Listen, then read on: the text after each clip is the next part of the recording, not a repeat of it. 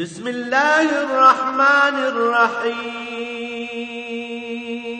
الرحمن علم القرآن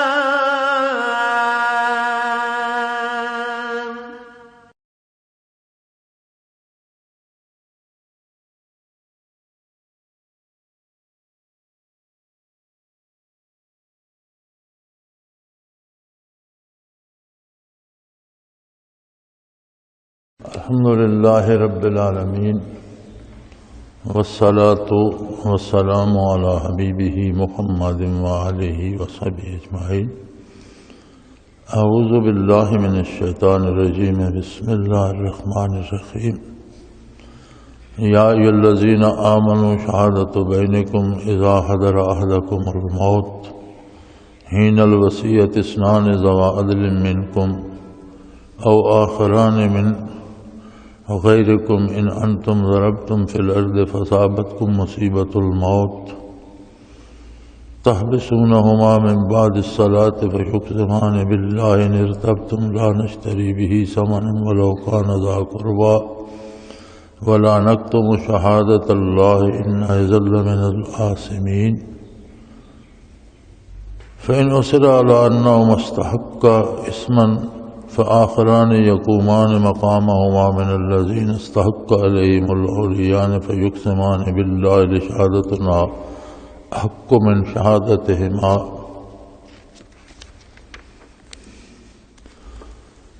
وما اهتدينا إنا إذا لمن الظالمين ذلك أدنى أن يأتوا بالشهادة على وجهها أو يخافوا أن ترد أيمان بعد أيمانهم واتقوا اللہ واسمعوا واللہ لا یہدی القوم الفاسقین۔ اللہم سبحانک لا علم لنا الا ما علمتنا انک انت العلیم الحکیم۔ مولایا صلی وسلم دائما ابدا علی حبیبک خیر الخلق کلہم۔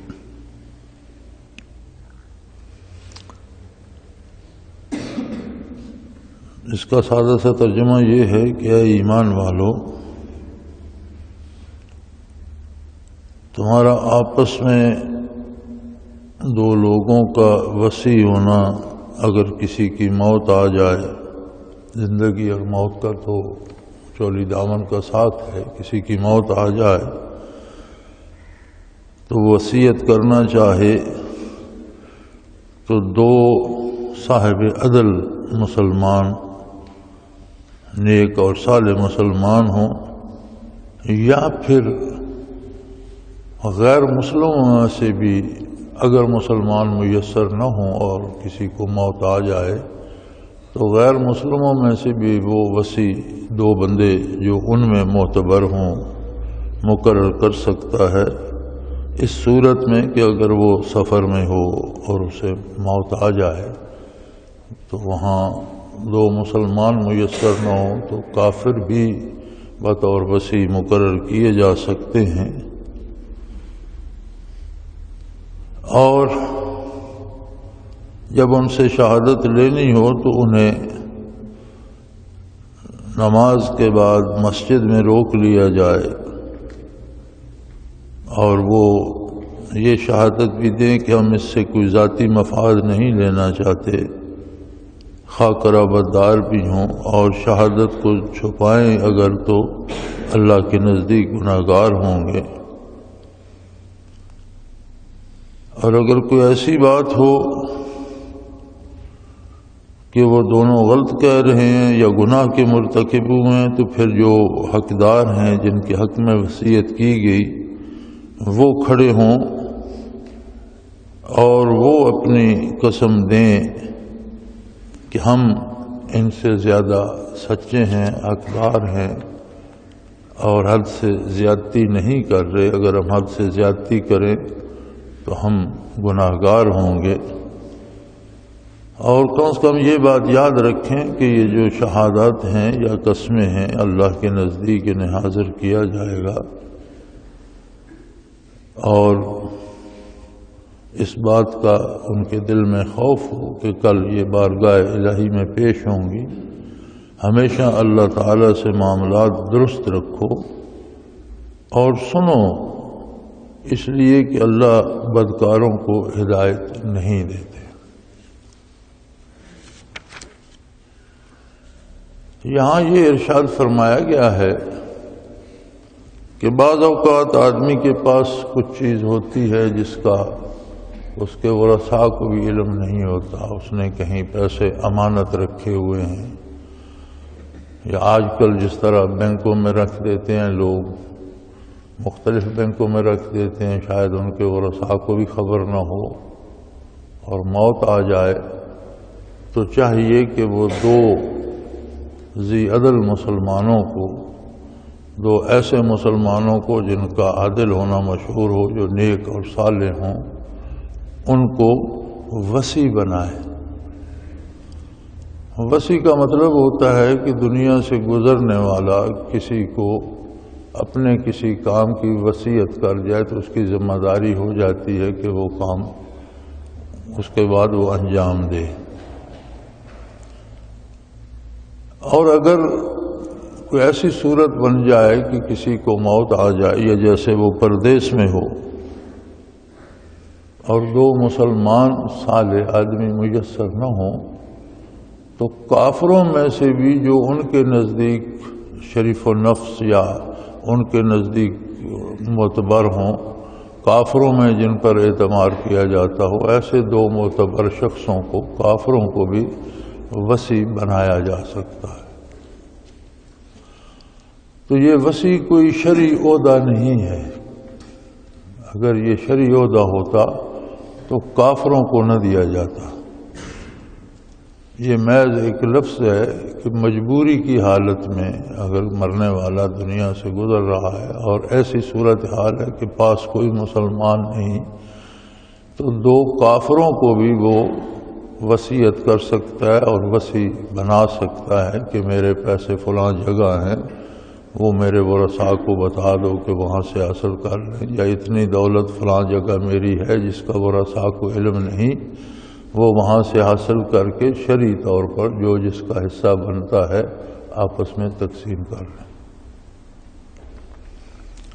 تو ہمارے ہاں ایک عقیدے کی بنیاد وصی پہ رکھ دی گئی، بلکہ کلمے میں، اذان میں وصی کا لفظ شامل کر دیا گیا۔ یہ درست نہیں ہے، چونکہ وصی تو اس کا اطلاق تو اس کافر پہ بھی ہوتا ہے جسے مرنے والا کوئی وصیت کر جائے، اور اللہ کے نبی جو ہوتے ہیں وہ جو ان کے ذمے ہوتا ہے جب تک وہ پہنچا نہیں دیتے دنیا سے رخصت نہیں ہوتے۔ یہ قانون ہے، کوئی مانے نہ مانے، یہ ماننے اور سننے والوں پہ ہے۔ ایسے نبی بھی دنیا سے گزرے جن کی کسی ایک شخص نے بات نہیں مانی، ایسے انبیاء بھی گزرے جنہیں شہید کر دیا گیا، کفار کے ہاتھوں شہید ہو گئے۔ مانتے تو وہ کیا، انہوں نے ان کا وجود عالی برداشت نہیں کیا اور انہیں ظلماً شہید کر دیا۔ لیکن کسی بھی نبی کے بارے یہ نہیں کہا جا سکتا کہ اس نے وہ بات نہیں پہنچائی یا بات کرنا رہ گئی اور وہ پہلے شہید کر دیے گئے، یہ کہیں کسی جگہ نہیں ملتا۔ نبی جب مبعوث ہوتا ہے تو جو اس کے ذمے ہوتا ہے وہ سارا ارشاد فرما دیتا ہے، اور حضور نبی کریم صلی اللہ علیہ وآلہ وسلم تو نبیوں کی بھی نبی اور امام المرسلین اور خاتم النبیین، کہ آپ کے بعد کوئی نیا نبی بھی نہیں آنا تھا، کوئی نئی وحی نازل نہیں ہونی تھی، کوئی نئی کتاب نہیں آنی تھی، تو آپ کا وصال ایسی کسی مجبوری میں نہیں ہوا کہ آپ اس کے لیے وصیت فرماتے کہ یہ بات رہ گئی ہے یا میں دنیا سے گزرتے وقت بتا رہا ہوں، ایسی کوئی بات نہیں ہے۔ اور وصی غیر مسلم کو بھی مقرر کیا جا سکتا ہے، اور یہ بہت خوبصورت انداز اللہ کریم نے عطا فرمایا کہ زندگی میں آدمی محنت کرتا ہے، کماتا ہے، جو رکھتا ہے وہ بھی ورثاء اولاد ہی کے لیے ہوتا ہے، پیچھے رہ جانے والوں کے لیے ہوتا ہے۔ لیکن بعض اوقات بعض لوگ احتیاط کرتے ہیں کہ ضروری اخراجات دے کر کچھ پس انداز ہو تو اسے کسی کو بتایا نہ جائے۔ تو ایسی صورت میں اگر موت آ جائے تو اسے چاہیے کہ دو دیانتدار عادل مسلمانوں کو وہ بتا کر ان کے ذمہ لگائے کہ وہ اس کے ورثاء کو اس سے مطلع کر دیں، اور پھر جب اس وصیت کی بات آئے اور ورثاء کو ان لوگوں پہ جو وصی مقرر کیے گئے تھے کچھ شبہات ہوں کہ یہ صحیح نہیں بتائیں گے، تو فرمایا ان سے قسم لی جائے، اور قسم کے لیے اس میں شدت پیدا کی جائے۔ جیسے نماز کے بعد انہیں مسجد میں روک لیا جائے، باوضو ہوں، ابھی نماز سے فارغ ہوئے ہوں، پھر مسجد ایک مقدس جگہ ہے، مسجد میں روک لیا جائے، پھر ان سے ہر طرح کا اطمینان کی اس بات کی بھی قسم دیں کہ ہم اس میں کوئی ذاتی فائدہ نہیں لے رہے، اس بات کی بھی قسم دیں کہ ہم اپنے رشتہ داروں کو یا عزیزوں کو کوئی فائدہ نہیں پہنچانا چاہتے، اور اس بات کی بھی قسم دیں کہ جو بات ہمیں بتائی گئی ہے اس میں کوئی کمی بیشی نہیں کریں گے۔ تو جب قسم لی جائے تو اس میں یہ بھی حکم ہے کہ اس میں شدت پیدا کی جائے، یعنی نماز کا وقت ہو، نماز سے فارغ ہوں، باوضو ہوں، مسجد میں روک لیے جائیں، اور ہر پہلو پہ جو پہلو اس بات میں سے نکل سکتے ہیں قسم لی جائے۔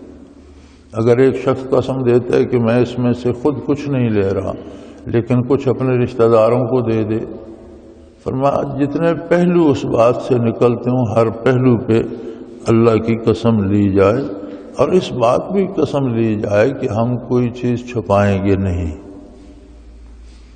اور اگر ہم چھپائیں تو ہم اللہ کے نزدیک سخت گناہ گار ہیں۔ اس کے باوجود جن کے حق میں قسم دی جا رہی ہے ان کا مطمئن ہونا ضروری ہے۔ اب اگر وہ ورثاء مطمئن نہیں ہوتے تو پھر فرمایا ان سے کہو کہ وہ اسی حالت میں باوضو ہو کر مسجد کے اندر اسی حالت میں وہ قسم دیں کہ جناب اصل بات یہ نہیں ہے، ہم تک بات جو پہنچی ہے وہ یہ ہے اور یہ غلط کہہ رہے ہیں، اور اس بات کی بھی شہادت دیں، قسم دیں کہ ہماری بات ان سے سچی ہے، ہم سچ کہہ رہے ہیں، اور اس بات کی قسم دیں کہ ہم نے حد سے تجاوز نہیں کیا، وَمَحْتَدَيْنَا، ہم کوئی زیادتی نہیں کر رہے۔ ہمارے ہاں رواج ہے، وہ کہتے ہیں کسی کی ذمہ چوری لگ گئی، جی تم قسم دے دو تو میں چور نہیں ہوں، تو فرمایا قسم میں شدت پیدا کی جائے کہ وہ اچھی بات ہے کہ نماز کا وقت ہو تو وہ نماز سے فارغ ہوں تو مسجد میں روک لیے جائیں، باوضو بھی ہوں، ابھی نماز سے فارغ ہوئے ہیں، پھر قسم لی جائے، پھر اس میں جتنے متعلقات بنتے ہیں ان سے بھی قسم لی جائے۔ ایک شخص خود چور نہیں ہے، شاید اسے چوری کے بارے علم ہو، خود چور نہیں ہے، اس کا کوئی عزیز چور ہو، اسے اس کے بارے پتہ ہو، تو ہر پہلو سے قسم لی جائے جتنے پہلو اس بات میں نکلتے ہیں، اور پھر اس سے یہ بھی قسم لی جائے کہ اگر میں غلط بات کہہ رہا ہوں تو پھر میں ظلم کر رہا ہوں، اللہ مجھے اس کی سزا دے۔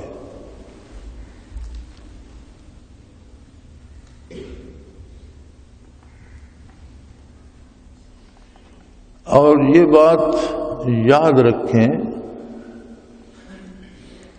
کہ واقعہ کو صحیح ظاہر کریں، اور یہ جان رکھیں کہ یہ قسمیں ان کے بارے پرسش ہوگی اللہ کی بارگاہ میں، اور یہ معمولی بات نہیں ہے کہ جو قسم دیتا ہے وہ اپنی سچائی پہ اللہ کریم کو گواہ کرتا ہے۔ جھوٹ بولنا ویسے بہت ظلم ہے، بہت بڑی بری بات ہے، بہت بڑی برائی ہے، لیکن جھوٹ پر اللہ کو گواہ کر کے کہنا یہ اس سے بھی زیادہ بڑا ظلم ہے، اور اللہ کریم کے ذمہ بھی وہ جھوٹ منسوب کرنے کے مترادف ہے، لہذا اس بات کو دھیان میں رکھیں کہ ان قسموں کی پرسش بھی ہوگی۔ کل میدان حشر میں اللہ کریم فرمائیں گے کہ تم نے خود تو جھوٹ بولا، مجھے اس جھوٹ پر گواہ کیوں کیا؟ تو اس بندے کے پاس کوئی جواب نہیں ہوگا۔ اور اصل بات یہ ہے واتقوا اللہ، اللہ کریم کے ساتھ اپنا تعلق ہمیشہ درست رکھو۔ ہمارے یہاں ہوتا یہ ہے کہ ہم زندگی کے ہر معاملے میں ہماری سوچ یہ ہوتی ہے کہ لوگ کیا کہیں گے، اگر میں یہ بات کروں گا، یہ کام کروں گا تو لوگ کیا کہیں گے۔ اور بہت سے گناہ ہم اس لیے کرتے ہیں کہ لوگ بڑے خوش ہوں گے، لوگ مجھے بڑا اچھا کہیں گے، اور عجیب بات ہے کہ لوگ اچھا پھر بھی نہیں کہتے۔ لوگوں کی رائے کا مدار ان کے تعلقات پہ ہوتا ہے۔ جس بندے کے ساتھ کسی کے تعلقات اچھے ہوں، وہ غلط کام بھی کرے تو بھی وہ اس کی صفائی دیتے رہتے ہیں کہ جی نہیں چلو اگر غلطی ہو گئی تو بندے سے پہلے تو مانتے نہیں اس نے غلطی کی، مانے تو کہتے ہیں جی غلطی بھی انسان سے ہو جاتی ہے، آدمی اچھا ہے۔ اور جس کے ساتھ ان کا اپنا تعلق صحیح نہ ہو، وہ نیکی بھی کر رہا ہو تو کہتے ہیں منافقت کر رہا ہے، جی اندر سے دل سے نہیں کر رہا، لوگوں کو دکھانے کے لیے کر رہا ہے۔ تو لوگ کسی حال میں راضی نہیں ہوتے، اور نہ لوگوں نے کسی سے حساب کتاب لینا ہے، نہ لوگوں نے عرصہ معاشر میں فیصلہ کرنا ہے۔ اس لیے سب سے مقدم یہ بات رکھو زندگی کے ہر معاملے میں کہ جو بات میں کہنے چلا ہوں یا جو کام میں کرنے چلا ہوں اس سے کیا اللہ کریم راضی ہوں گے یا ناخوش ہوں گے۔ واتقوا اللہ، تقویٰ یہی ہے، اللہ کا تقویٰ اختیار کرو۔ تقویٰ یہی ہے کہ بات کرتے ہوئے بھی اور کام کرتے ہوئے بھی بندہ یہ سوچے کہ جو میں کرنا چاہتا ہوں کیا یہ شریعت مطہرہ کے مطابق ہے، اللہ کے نبی صلی اللہ علیہ وسلم کی تعلیمات کے مطابق ہے، اور اس پر اللہ کریم راضی ہوں گے۔ وہ بات بھی ضرور کرے، وہ کام بھی ضرور کرے، اور جس بات سے جس کام سے یہ خدشہ ہو کہ اس پر اللہ کریم ناراض ہوں گے اس سے اجتناب کرے، اس سے خود کو بچائے کہ آخر ہر ایک کو فردن فردن اللہ کریم کے روبرو پیش ہونا ہے۔ واسمعوا، اور ارشادات باری کو، ارشادات پیغمبر صلی اللہ علیہ وسلم کو، اللہ کے دین کی بات کو پوری توجہ پورے غور سے سنو۔ اور ایک بات یاد رکھو، نافرمانی بندے کو گمراہ کر دیتی ہے۔ واللہ لا یہدی القوم الفاسقین، بدکاروں کو اللہ کریم ہدایت نہیں دیتے۔ برائی اور گناہ، جھوٹ اور جھوٹی قسمیں، دھوکے سے کسی کا مال لینا یا جھوٹ بول کر کسی کو نقصان پہنچانا، اس قسم کی برائیاں جو ہیں یہ بالآخر انسان کا عقیدہ بھی لے ڈوبتی۔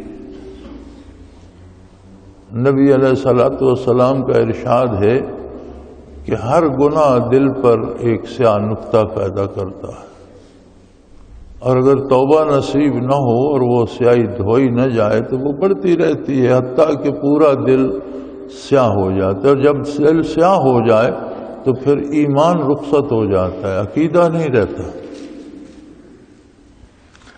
آج کل ہماری بدبختی یہ ہے کہ ہم اللہ کریم کو سامنے رکھ کر نہ بات کرتے ہیں نہ کام کرتے ہیں، ہمارے سامنے لوگ ہوتے ہیں کہ لوگ کیا کہیں گے۔ لوگوں کو تو ہم نے حساب نہیں دینا، قیامت کو لوگوں نے اپنا حساب دینا ہے، ہم نے اپنا حساب دینا ہے۔ تو بے شمار گناہ، بے شمار فضولیات، بے شمار رواجات صرف اس وجہ سے اپنائے جاتے ہیں کہ لوگ اچھا کہیں، اور لوگ پھر بھی اچھا نہیں کہتے۔ انہیں کیا ضرورت ہے کسی کو، لوگ ہر بندہ اپنے آپ کو بڑا سمجھتا ہے، اسے دوسرے کو بڑا سمجھنے کی کیا ضرورت ہے۔ تو فرمایا یہ جو جرائم ہیں، اب کوئی کشتی میں سوار ہے، علماء حق ایک مثال لکھتے ہیں، وہ فرماتے ہیں کہ کشتی میں اگر آپ ایک چھوٹا سا کنکر بھی ڈال دیں تو اس کا بھی بوجھ تو ہے معمولی سے ہی، لیکن اگر مسلسل وہ کنکر ڈالتے ہی رہیں تو وہ چھوٹے کنکر بھی ایک دن کشتی کو ڈبونے کا سبب بن جائیں گے، اتنے جمع ہو جائیں گے کشتی ڈوب جائے گی۔ یہی حال انسان کا ہے کہ جب یہ چھوٹے چھوٹے گناہ چھوٹے سمجھ کے کرتا رہتا ہے تو جمع جب ہو جاتے ہیں تو ایمان بھی ضائع ہو جاتا ہے۔ اور یہی وجہ ہے کہ آپ دیکھتے ہیں کہ اب گھر میں بندے 5 ہیں اور ان کے عقیدے بھی 5 ہیں، ہر ایک نیا عقیدہ لے پھرتا ہے۔ اور کیسی عجیب بات ہے کہ ایک عام آدمی نے دعویٰ کر دیا، یہ تلہ گنگ کی بات ہے، ایک بندے نے کہا میں خدا بھی میں ہوں، رسول بھی میں ہوں، اور وہیں ماننے والے بھی پیدا ہو گئے۔ یہ کیسی عجیب بات ہے کہ ایک اپنے جیسے بندے کو، کمزور انسان کو جو کھاتا پیتا سوتا جاگتا ہے، اسے آپ خالق کائنات کیسے مان رہے ہیں؟ تو ہوتا یہ ہے، کیوں کرتے ہیں لوگ ایسا؟ اس لیے کہ ان گناہوں کی وجہ سے ایمان سلب ہو جاتا ہے، لوگ کٹی ہوئی پتنگ کی طرح ہو جاتے ہیں، عقیدہ نہیں رہتا۔ لوگ سیاسی پارٹیوں میں ہیں، بڑی عجیب بات ہے، مسلم لیگ میں ہیں، پیپلز پارٹی میں ہیں، جماعت اسلامی میں ہیں، دوسری جماعتوں میں ہیں، اور اب ایک ایسا وقت آ گیا ہے کہ اللہ کریم نے سب سے پردے ہٹا دیے ہیں۔ یہ بڑی عجیب بات ہوئی ہے، یہ معمولی بات نہیں ہے۔ اور جتنے بندے اپنے آپ کو لیڈر کہلاتے تھے اور بڑے فخر سے اپنے لیڈر اور قائد ہونے کے دعوے دار تھے، سب پر چوری چکاری، ڈاکے، فراڈ اور لوٹ مار کے الزام لگے ہوئے، کوئی میرے خیال میں کوئی ایک بھی بچا ہوا نہیں۔ یعنی جو لوگ جن کو آپ قائد مان رہے ہیں اور اپنا پیشوا مان رہے ہیں وہ تو سارے چور ہیں۔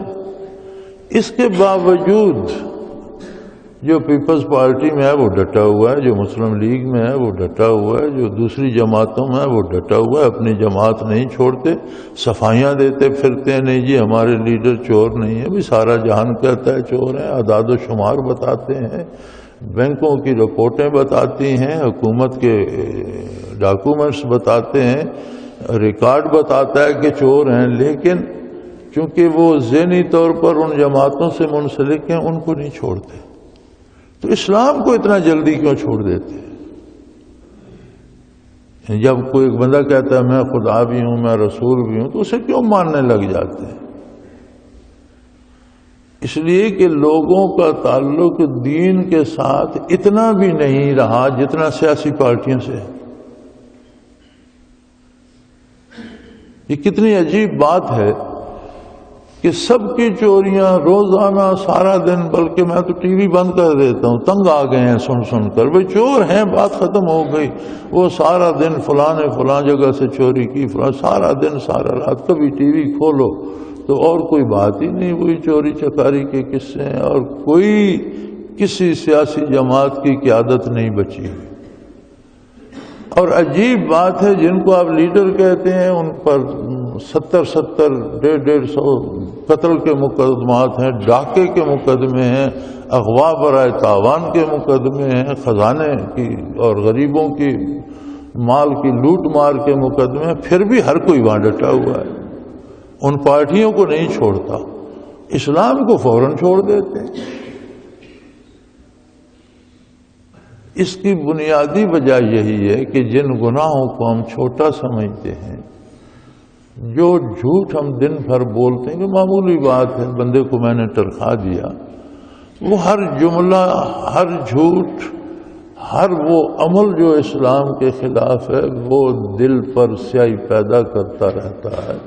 وہ ایسا ہی ہے کہ چھوٹا بھی ہے تو آپ نے اپنی کشتی میں ایک پتھر تو رکھ لیا، چھوٹا رکھ لیا، وہ چھوٹے چھوٹے بھی بالآخر وزنی ہو جاتے ہیں اور کشتی ڈوب جاتی ہے۔ اور جو لوگ فوراً عقائد چھوڑ کر دوسری طرف چلے جاتے ہیں، دراصل ان کا کوئی عقیدہ ہوتا ہی نہیں، کسی عقیدے پہ وہ دل سے قائم ہی نہیں ہوتے۔ اور سب سے بنیادی بات، ہمیں ساری عمر زندہ رہنے کی فکر رہتی ہے، صحت مند رہنے کی فکر رہتی ہے، زندگی سے مقدم موت ہے۔ ضروری یہ ہے کہ ہم اپنی موت کو صحت و زندگی سے مقدم رکھیں۔ وہ آئے گی اپنے وقت پر، ہمارے چاہنے سے نہیں آئے گی، کسی کے کہنے سے نہیں آئے گی، لیکن جب آئے گی تو پھر ساری زندگی کے اعمال سامنے آ جائیں۔ تو فرمایا اس بات کو یاد رکھو، واسمعوا، پوری توجہ سے سنو اللہ کی بات کو، اللہ کے رسول کی بات کو، دین کو پوری توجہ سے سنو اور سمجھو، اس لیے کہ تمہیں موت کے راستے سے گزرنا ہے اور اللہ کی بارگاہ میں پیش ہونا ہے۔ اور ایک بات یاد رکھ لو، جو لوگ برائی سے باز نہیں آتے اللہ انہیں ہدایت پر نہیں رکھتا۔ واللہ لا یہدی القوم الفاسقین، بدکار آخر گمراہ ہو جاتے ہیں۔ علماء فرماتے ہیں کہ ہر گناہ مفضی الی الکفر ہوتا ہے، یعنی وہ کفر کی طرف بندے کو کھینچتا ہے۔ ہر گناہ ایسا ہی ہے جیسا آپ نے ایمان کے خلاف اور کفر کی طرف ایک قدم بڑھا دیا، ایمان سے ایک قدم دور ہو گئے، کفر کے نزدیک ہو گئے۔ تو اگر مسلسل چلتے رہیں گے تو پھر پہنچ جائیں گے وہاں۔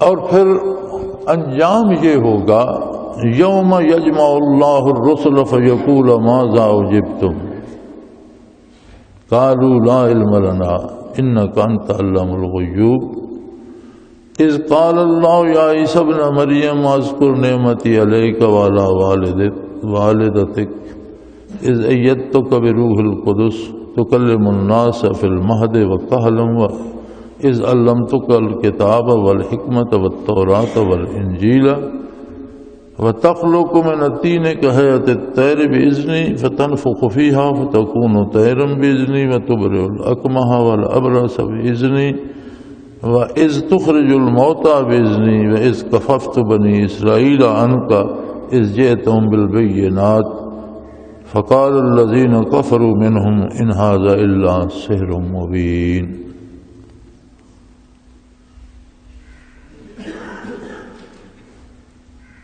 ایک دن جمع کیا جائے گا، اللہ جمع فرمائے گا تمام رسولوں کو اور استفسار فرمائے گا، پوچھے گا ماذا اجبتم، جب تم دنیا میں مبعوث ہوئے تو لوگوں نے آپ کو کیا جواب دیا۔ یعنی سب سے پہلے انبیاء علیہم السلام کی حاضری ہوگی اور انبیاء علیہم السلام سے پوچھا جائے گا کہ آپ کی امتوں نے، آپ کی امتیوں نے آپ کو کیا جواب دیا۔ زندگی میں تو انبیاء علیہم السلام جانتے ہوں گے کہ کس نے بات مانی کس نے نہیں مانی، لیکن انبیاء کی شان بہت کریمانہ ہے۔ فرمایا نبی تو اتنے کریم ہیں کہ وہ کسی کے خلاف گواہی نہیں دینا چاہیں گے، وہ کہیں گے یا اللہ تو بہتر جانتا ہے۔ ہمارے سامنے کسی نے اقرار بھی کیا تو ہم نے اس کا زبانی اقرار دیکھا، ہمیں کیا خبر وہ دل سے مان رہا ہے یا نہیں۔ کسی نے انکار کیا تو وہ بھی اس کا زبانی معاملہ تھا۔ اللہ تو دلوں کے بھید جاننے والا ہے، پھر ہم سے کیوں استغفار فرماتا ہے؟ وہ عرض کریں گے یا اللہ ہمیں علم نہیں ہے، انک انت علام الغیوب، چونکہ تیری ذات پوشیدہ باتوں کو جاننے والی ہے، تو دلوں کے بھید جانتا ہے۔ یا اللہ ہماری تبلیغ بھی تیرے سامنے ہے، ہماری محنت اور مجاہدہ بھی تیرے سامنے ہے، اور لوگوں نے جس قدر مانا وہ بھی تو بہتر جانتا ہے، تجھ سے کوئی بات چھپی ہوئی نہیں ہے، ہر چیز تیری ذات پہ عیاں ہے۔ کہ تو تمام پوشیدہ باتوں کو بھی جاننے والا. یعنی انبیاء کا انداز دیکھیں وہاں بھی کتنا کریمانہ ہے، اور امتی اپنی طرف دیکھیں کہ وہ اپنے نبی سے کتنی وفا کر رہے ہیں. نیکی صرف نیکی نہیں ہے، نیکی کا ایک پہلو یہ بھی ہے کہ اپنے نبی سے ہم کتنی وفا کرتے ہیں. ہر فرد، ہم صاحب اولاد ہیں الحمدللہ. کون باپ ہے جو چاہتا ہے کہ اس کی اولاد اس کی بات نہ سنے، اس کا احترام نہ کرے، اس کا کہنا نہ مانے؟ حالانکہ ہم اولاد کے لیے نبی نہیں ہیں. نبی کی عظمت تو بہت بلند ہوتی ہے، ہم تو ایک عام انسان ہیں. تو اپنے لیے ہم چاہتے ہیں کہ ہماری اولاد ہماری بات سنے، اور جس نبی کی امت ہونے کے دعوے دار ہیں ہم اس کی بات ماننا نہیں چاہتے، وہاں ہم اپنی مرضی کرنا چاہتے ہیں. ایک بزرگ سے کسی نے عرض کی کہ حضرت مجھے کچھ نصیحت فرمائیے. انہوں نے فرمایا برخوردار، ایک دن کے لیے جب تو صبح اٹھے تو ایک کاپی اور پنسل لے لے، جو بات کرے وہ بھی لکھ لے، جو کام کرے وہ بھی لکھ لے. صرف ایک دن، صبح سے شام، رات سونے تک اپنے اعمال اور اپنی گفتار دونوں کو لکھتا جا. شام کو خود دیکھ لینا کہ تو کہاں کھڑا ہے، تو نے کتنی باتیں رسول اللہ کی اطاعت میں کی ہیں، کتنے کام اللہ اللہ کے رسول کی اطاعت میں کی ہیں، اور کتنی جگہ ایک دن میں کتنی جگہ تو نے نافرمانی کی ہے، بات کرتے ہوئے یا کام کرتے ہوئے. تجھے میری نصیحت کی ضرورت نہیں رہے گی. اور اب ایسا دور آ گیا ہے کہ ہم اگر لکھنا شروع کر دیں تو شاید رات کو جب ہم پڑھیں تو خود شرم سے پانی پانی ہو جائیں کہ یہ دن بھر میں کیا کرتا رہا. تو آج تو ہم چلو ایک پردہ ہے چھپا لیتے ہیں لوگوں سے، عوام سے، عام آدمی سے، لیکن اللہ کی بارگاہ سے تو چھپے گا کچھ نہیں. تو فرمایا وہ دن آ رہا ہے جب اللہ کریم تمام انبیاء کو، رسولوں کو جمع فرمائے گا، اور سب سے پہلے اپنے نبیوں سے پوچھے گا ماذا اجبتم، یہ لوگوں نے تمہارے ساتھ کیا کیا؟ میں نے تمہیں نبوت عطا کر کے دنیا میں مبعوث فرمایا، تم نے میرا پیغام پہنچایا، تم نے اپنی طرف سے کوئی بات نہیں کی. حضور نبی کریم صلی اللہ علیہ وسلم کی شان میں ارشاد ہوتا ہے ما ینطق عن الہویٰ. حضور اکرم صلی اللہ علیہ وسلم اپنی پسند سے کوئی بات نہیں کہتے، اپنی خواہش سے، اپنی مرضی سے کچھ نہیں فرماتے. ان هو الا وحی یوحیٰ، وہی بات فرماتے ہیں جو ان پر بذریعہ وحی اللہ نازل فرماتا.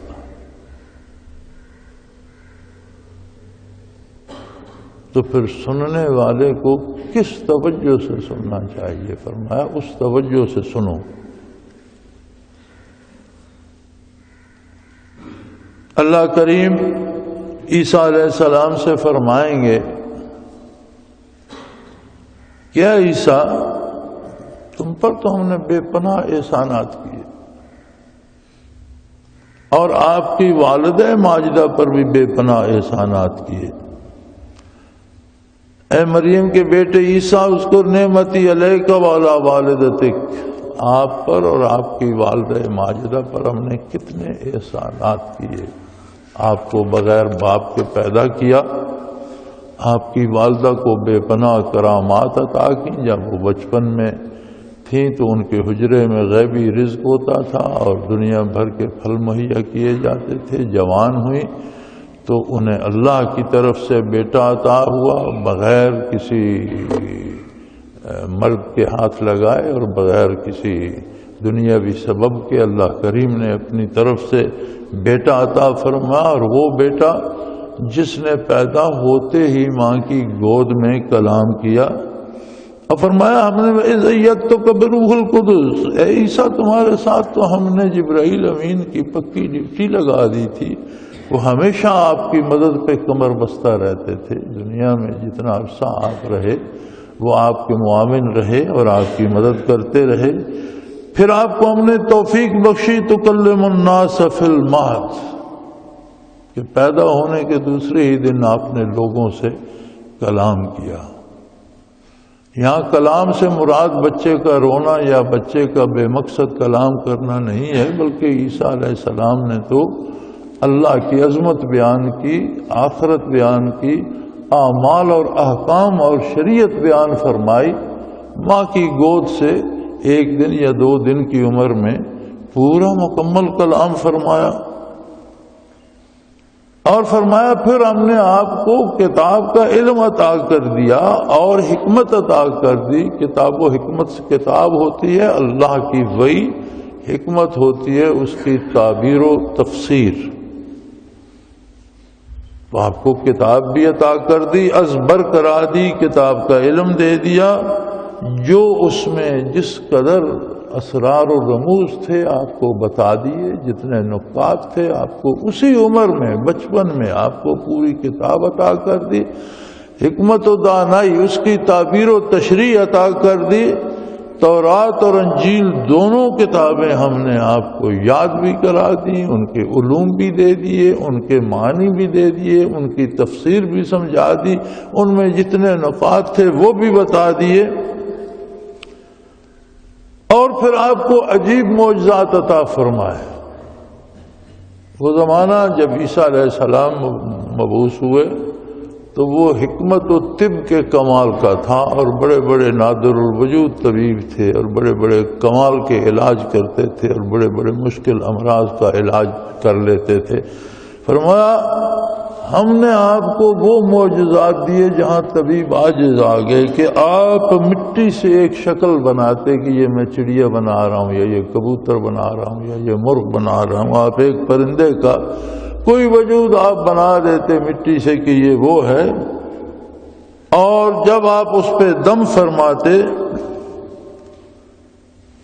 آپ اللہ کے دی ہوئی قوت سے اور اجازت سے ایک مٹی کا ایک نمونہ بنا دیتے کہ یہ جی پرندہ ہے، یہ چڑیا ہے، یہ طوطا ہے، یہ مرغ ہے، یہ مور ہے، یہ فلاں ہے. فتنفخ فیہا جب آپ اس پر دم کرتے فیکون طیرم فتکون طیرم باذنی اور اللہ کے حکم سے وہ زندہ پرندہ بن جاتا اور اڑ جاتا.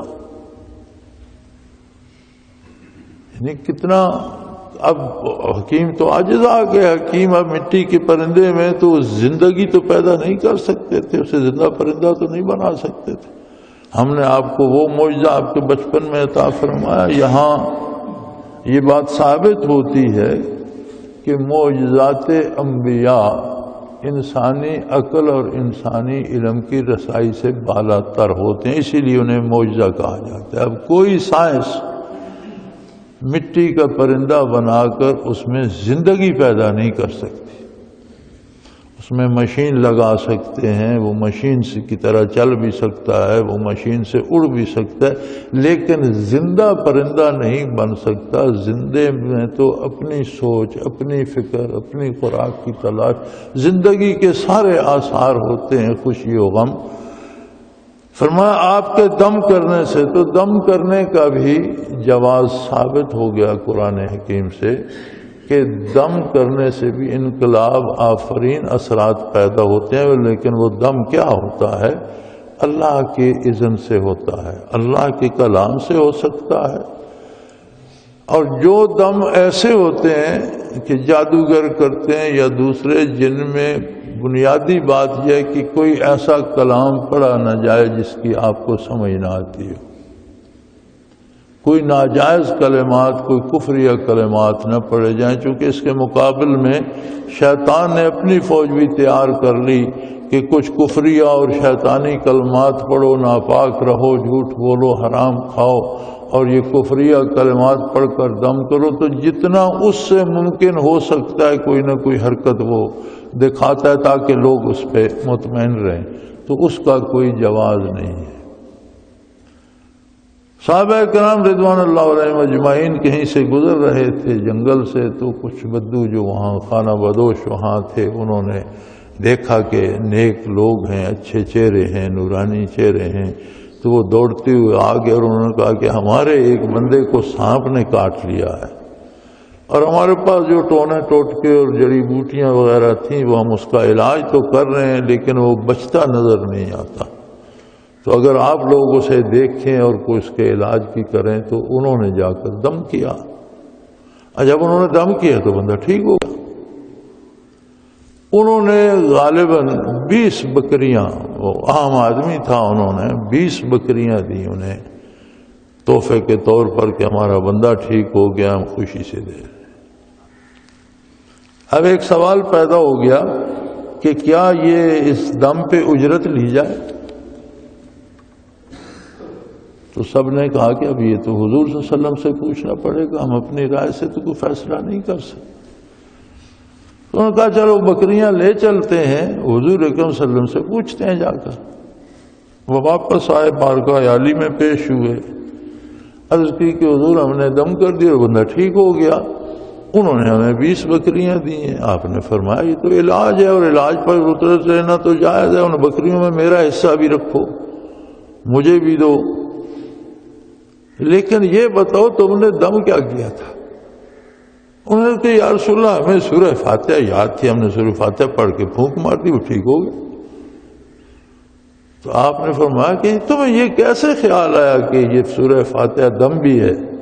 یا رسول اللہ ہمیں تو کوئی پتہ نہیں تھا، ہم نے تو بس اتفاقاً سورہ فاتحہ پڑھی اور دم کر دیا اور وہ ٹھیک ہو گیا۔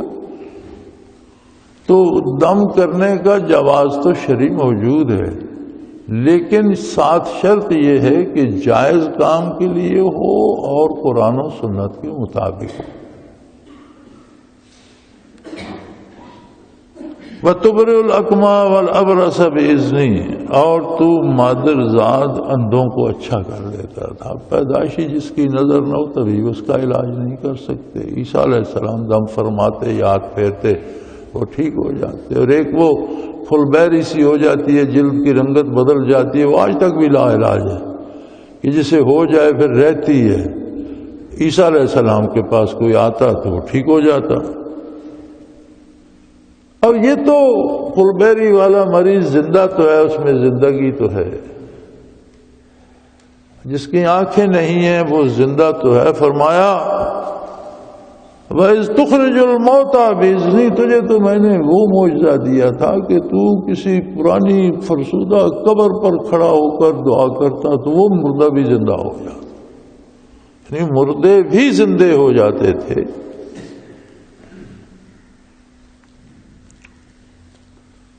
کسی نے امام شافعی رحمۃ اللہ تعالی علیہ سے عرض کیا کہ ہمارے علماء فرماتے ہیں کہ نبی کریم صلی اللہ تعالی علیہ وسلم کے معجزات تمام انبیاء سے بہت اعلیٰ ہیں، سب کے اچھے ہیں، تمام نبی اللہ کے مقرب ہیں، اس لیے کہ اہل اللہ کو چھوٹا نہیں کہا جا سکتا، یا ان کے شان میں کوئی ایسا چھوٹا لفظ استعمال نہیں کیا جا سکتا۔ سب اچھے ہیں، اچھوں میں بعض بہت اچھے ہیں، تمام نبی اچھے ہیں۔ تلک الرسل فضلنا بعضهم علی بعض، سب اچھے ہیں لیکن بعض اچھوں سے بھی اچھے ہیں۔ اور یہی معیار اہل اللہ اور مشائخ کے مقام کے بارے بھی ہے کہ کسی کو خراب یا کمزور نہ کہا جائے، سب اللہ کے مقرب ہیں، بعض ان میں اچھوں سے بھی اچھے ہیں۔ تو انہوں نے امام شافعی رحمۃ اللہ تعالی علیہ سے عرض کی کہ بھئی عیسیٰ علیہ السلام تو مردوں کو زندہ کر دیتے، لیکن ہم نے نبی صلی اللہ علیہ وسلم کی سوانے میں نہیں پڑھا کہ کسی مردے کو حضور نے زندہ کیا ہو۔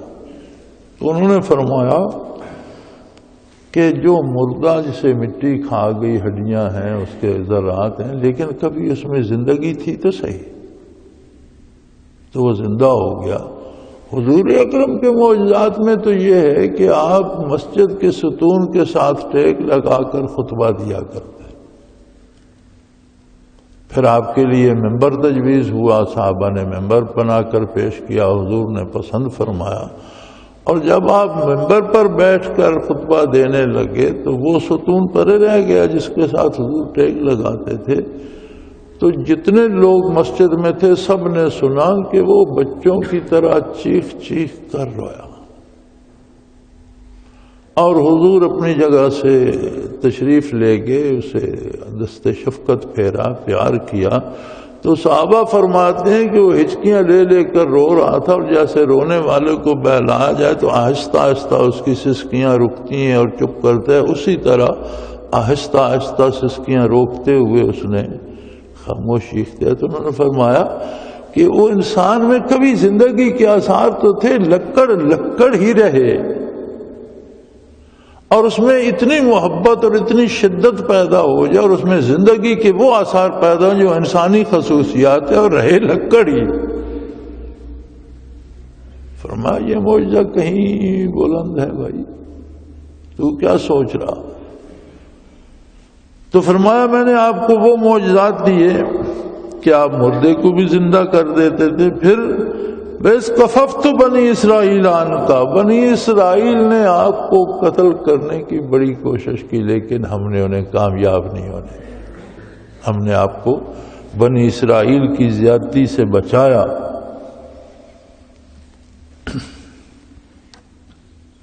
وَإِذْ جِئْتُهُمْ بِالْبَيِّنَاتِ، اور یہ سارے عجیب و غریب معجزات آپ نے انہیں دکھائے۔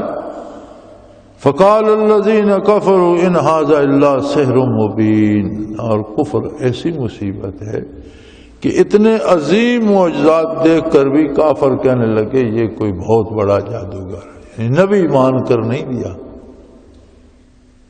یہ سارا قصہ اس لیے ارشاد ہوا کہ پیچھے بات چل رہی تھی کہ چھوٹے چھوٹے گناہوں سے بھی بچو، کہ گناہ مفضی الی الکفر ہوتے ہیں، کفر کی طرف لے جاتے ہیں، اور کفر ایسی مصیبت ہے کہ جب دل سیاہ ہو جائے تو فرمایا یہ پیدائش سے لے کر کتنے معجزات عیسیٰ علیہ السلام کے قرآن کریم نے گنوا، اور آخر میں فرمایا یہ جب کافروں کے سامنے سب یہ چیزیں پیش ہوں کہنے لگے یہ بہت بڑا جادو ہے۔ اس لیے اللہ و اللہ کے رسول کی نافرمانی کفر کی طرف لے جاتی ہے، اور کفر بندے کو ہدایت سے محروم کر دیتا ہے۔ ہم اگرچہ روزمرہ زندگی میں سمجھتے ہیں یہ معمولی باتیں ہیں، یہ کہ انہیں معمولی باتیں نہیں ہوتی، ان کے اثرات بہت دور رس ہوتے ہیں۔ اللہ کریم گناہ سے بچنے کی توفیق دے اور اپنے حبیب پاک صلی اللہ علیہ وسلم کی اطاعت کی توفیق دے۔ وآخر دعوانا الحمدللہ رب العالمین۔ اللہ اللہ اللہ اللہ اللہ اللہ اللہ اللہ۔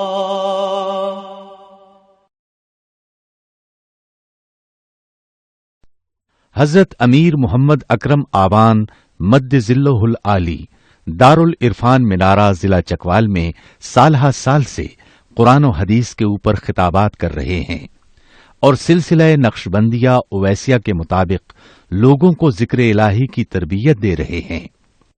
وہ قرآن پاک کی تفسیر ترتیب وار بیان کر رہے ہیں۔ تفسیر قرآن کو وہ موجودہ ملکی اور بین الاقوامی حالات کے مطابق بیان کرتے ہیں۔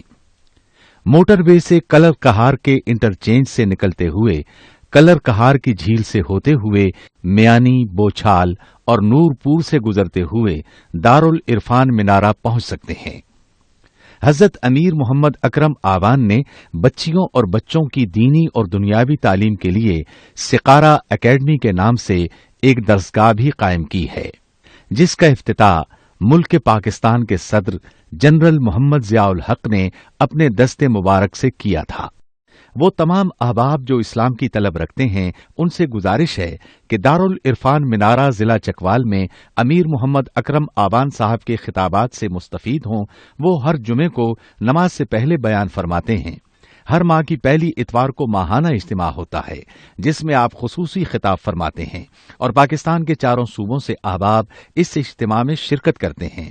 اس کے علاوہ یہاں سال میں 2 مرکزی اجتماعات بھی ہوتے ہیں، ایک رمضان المبارک میں اعتکاف کا اجتماع اور دوسرا جولائی اور اگست میں 40 دن کا اجتماع ہوتا ہے جس میں روحانی تربیت کی جاتی ہے۔ اپنا خون سیماب دے کر اتنا ہم کر جائیں گے، نام آقا کا چمن میں پھر رقم کر جائیں گے۔